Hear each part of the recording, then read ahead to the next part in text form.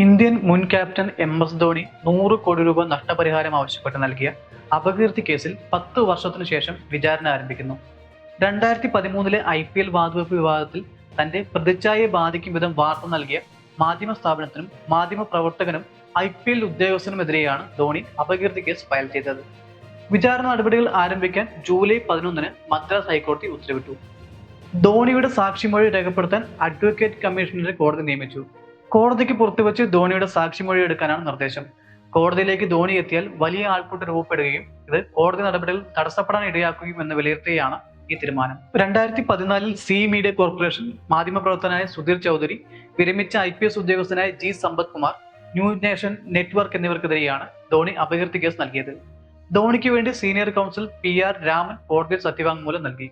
കോടതിയുടെ എല്ലാ നടപടികളുമായി സഹകരിക്കാൻ തയ്യാറാണെന്ന് ധോണി പറയുന്നു.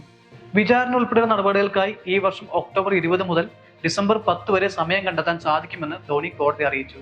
ക്രിക്കറ്റിലേക്ക് വരുമ്പോൾ കഴിഞ്ഞ ദിവസം MS ധോണിയും ഋതുരാജ് ഗെയ്ക്വാഡും ഫ്രാഞ്ചൈസി മാനേജ്മെന്റും കൂടിക്കാഴ്ച നടത്തിയതായാണ് റിപ്പോർട്ട്. സഞ്ജു സാംസനെ ചെപ്പോക്കിൽ എത്തിക്കുന്നത് ഉൾപ്പെടെയുള്ള കാര്യങ്ങൾ ഇവർക്കിടയിൽ ചർച്ചയായതായാണ് വിവരം. എന്നാൽ ഇത് സംബന്ധിച്ച ഔദ്യോഗിക പ്രതികരണമൊന്നും വന്നിട്ടില്ല. അതിനിടയിൽ ചെന്നൈ സൂപ്പർ കിങ്സ് വിടാൻ അനുവദിക്കണമെന്ന് R. അശ്വിൻ ആവശ്യപ്പെട്ടതായും റിപ്പോർട്ടുണ്ട്.